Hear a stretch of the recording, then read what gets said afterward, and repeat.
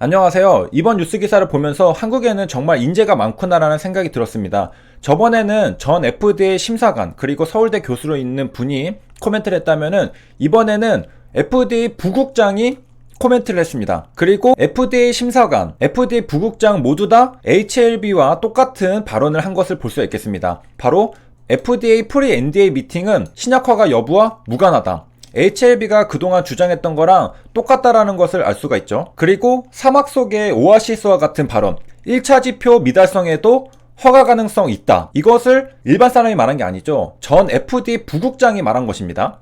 신약 허가 과정에서 중요한 건 FDA와의 소통이다. 그러니까 우리가 그동안 공부해왔던 정보들이랑도 일치를 하고 HLB의 주장이랑도 일치를 하죠. 그동안 시장에서 오해가 될 수 있었던 것이 뉴스 기사에서 나왔듯이 프리 NDA 미팅 회의록에서 fail이란 단어가 등장했다는 건데 그게 마치 신약 허가가 fail인 것처럼 느껴지게 만들었었잖아요. 거기에 대해서 HLB가 말하기를 프리 NDA 미팅은 신약 허가 심사가 아니다라고 주장을 해왔습니다.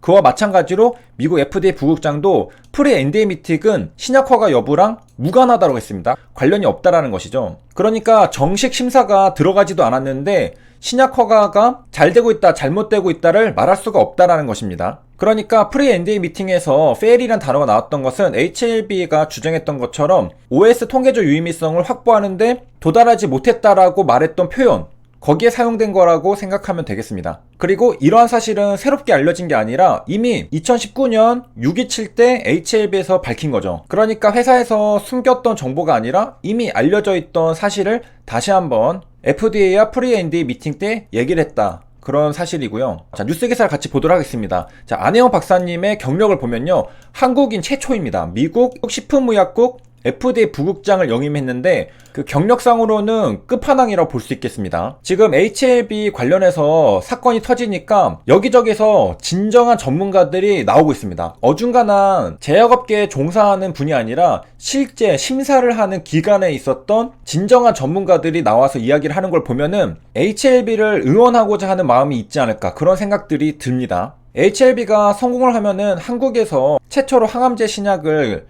개발하게 되는 거잖아요. 아무것도 없는 것에서 시작을 해서 말이죠. 사실 뭐 제 개인적인 생각으로는 빅토리 영상 100개보다 이 전 FDA 부국장의 코멘트 하나가 엄청난 힘이 된다고 생각을 합니다. 그리고 이런 분들이 나섰다는 것 자체가 또한 큰 의미를 가진다고 생각하고요. 이러한 민감한 문제들에 대해서는 사실은 위험을 피하고 싶은 게 사람 심리인데 용기 있게 이제 발언을 한 거라고 볼 수 있겠고, 물론 HLB를 뭐 긍정하고 부정하고 뭐 그런 거는 아닙니다. 그런데 그 HLB가 그동안 얘기했던 거랑 똑같은 발언들이라는 것이죠. 그러니까 한마디로 간접적으로 지원하는 그러한 인터뷰였다라는 것을 볼 수 있겠습니다. 자, 이어서 보면요. 프리 NDA 예비 신약허가 신청 미팅에 대해서 얘기를 하는데, 이것은 신약허가 신청 전에 회사가 제출한 자료가 신약허가 신청에 충분한지 등을 논의하는 자리라고 설명을 했습니다. 그래서 프리 NDA 미팅의 가장 중요한 목적은 신약허가 신청에 필요한 자료를 확인하는 것이며, 프리 NDA 미팅에서 신약허가 여부가 결정되지 않는다고 말했습니다. 자, 그리고 이제 결정적인 발언이라고 볼 수 있는데, 프리 NDA 미팅 과정 중 서면 심사에서 부정적인 평가가 나오면, 예를 들어서 HLB에서 뭐 fail이라는 단어가 나오면은 FDA 신약 허가가 어렵냐는 질문에 대해서 프리 NDA 미팅은 허가 절차와는 무관하다라고 재차 답변했습니다. 그래서 현재 HLB는 금융당국에서 조사를 하고 있고 증선이가 예정되어 있잖아요. FDA와 진행한 프리 NDA 미팅 결과를 놓고서 의견들이 첨예하게 갈리고 있는데요. 금융당국은 이 프리 NDA 미팅의 서류심사 회의록에서 부정적인 평가가 나왔다면서 임상 3상 결과가 실패에 가까운 것이었는데 회사 측이 성공한 것처럼 자의적으로 해석해 허위공시했다라고 판단했는데, 자, 이에 대해서 회사 측은 어떻게 얘기했느냐. 서류심사 결과로 임상 실패 여부를 판단할 수 없다. 프리 NDA 대면 미팅에서 FDA가 보완자를 요청한 만큼 자료 확보 후에 FDA와 NDA를 위한 논의를 이어가겠다라고 밝혔습니다. 자, 전 FDA 부국장 안 박사님도 전 FDA 심사관이랑 똑같은 얘기를 했습니다. 많은 항암제와 희귀의약품이 2차 지표로 가속 승인을 받기도 한다라고 설명했습니다. 그러니까 먼저 허가 승인 후에 추가 임상 진행을 해서 최종 결정이 되는, 일단은 허가를 먼저 받고서 추가 임상을 하는 그러한 진행을 하는 경우가 많다. 그런 경우도 있다, 이렇게 설명했습니다. 그러니까 한마디로 임상 3상에서 1차 지표가 통계적으로 유의미한 결과를 도출하지 못해도 FDA랑 논의를 잘 해서 신약 허가를 받을 수 있는 방법을 찾을 수 있다, 이렇게 강조를 한 건데요. 자, 그리고 또 이제 강조한 게 뭐냐면은 국내 제약바이오 기업들이 FDA 신약 허가에 도전할 때 가장 중요한 것은 FDA와의 소통이라고 언급했습니다. 그냥 중요한 것도 아니고 가장 중요한 것이라고 했는데요. HLB는 NDA를 준비하기 전에 커빙턴이랑 컨설팅을 했죠. 그래서 많은 노하우와 팁들에 대해서 도움을 받았을 겁니다. 자, 그래서 소통은 빠를수록 좋죠. 늦어도 임상 초기부터 임상 설계 등과 관련 FDA와 소통하는 것이 신약 개발의 실패율을 줄이는 방법이라고 강조했습니다. 그래서 HLB는 순수하게 국내 신약 개발 회사가 아닌데요. 그 근거로 CRO도 업계 최고 수준의 해외 기업, 해외 CRO에게 맡겼습니다. 해외 CRO들은 FDA 관련 신약 허가 업무들도 하기 때문에 국내 CRO보다 잘 알 수 있다고 생각하고, 미국의 대형 로펌인 커빙턴이랑도 컨설팅을 받았잖아요. 그렇기 때문에 돈을 쓸 때는 확실하게 썼습니다. 업계 최고 수준의 CRO, 미국의 대형 로펌 커빙턴 등을 통해서 분명 FDA 허가와 관련해서 여러가지 조언들을 들었을 거란 말이죠.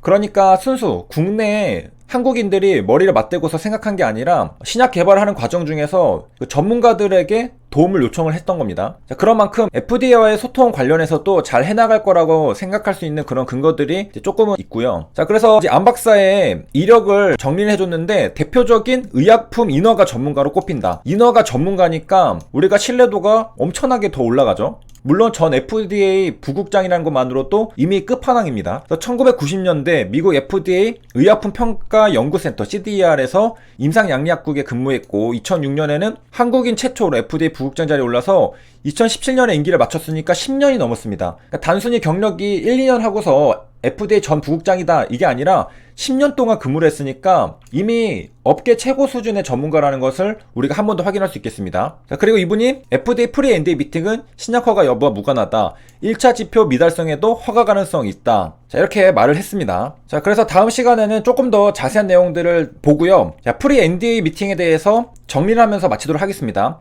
프리-NDA 미팅에 대해서 설명해 달라고 하니까, 자, 프리-NDA 미팅은 NDA를 FDA 제출하기 전에 자료상 혹시 부족한 것이 있어서 등록 절차에 문제가 있는지, 그러니까 파일링에 문제가 있는지, 어떤 식의 데이터 형식을 FDA에 제출해야 되는지 FDA와 확인하기 위해 하는 회의다. 그러니까 한마디로 데이터를 보는 게 아니라 데이터 형식, 이러한 절차들을 보는 겁니다. 그래서 FDA와 프리-NDA 미팅의 가장 중요한 목적은 등록 절차에 필요한 자료를 확인하는 것이기 때문에 신약 허가 여부는 결정되지 않는다. 그러니까 우리가 심사를 하기 위해서는 필요한 자료들이 잘 갖춰져 있는지가 먼저 제대로 확인이 돼야 되잖아요. 심사를 하더라도 어떠한 자료들이 빠져 있으면은 심사하다가 또 진행을 또 못하게 되죠. 그렇기 때문에 심사를 하기 전에 업무의 효율성을 높이기 위해서 빠진 자료들이 없는지, 그런 것들을 전부 다 체크를 하는 겁니다. 그러니까 이제 정식 심사를 할 건데 그 전에 필요한 자료들은 전부 뭐였는지 그것을 확인하는 거거든요.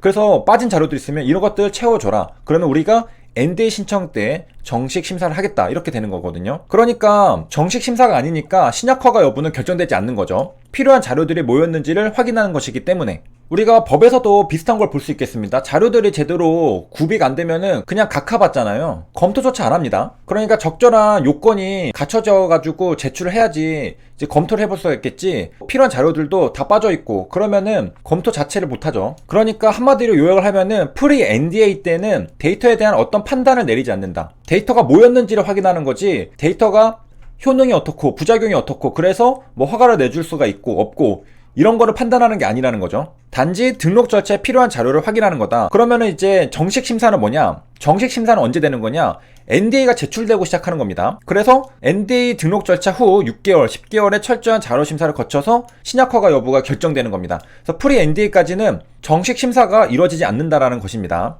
그러니까 한마디로 FDA가 리버세라닙의 신약 허가에 관련해서 어떠한 판단도 아직은 내린 게 없다라는 게 결론입니다. 여기까지 시청해주셔서 감사합니다.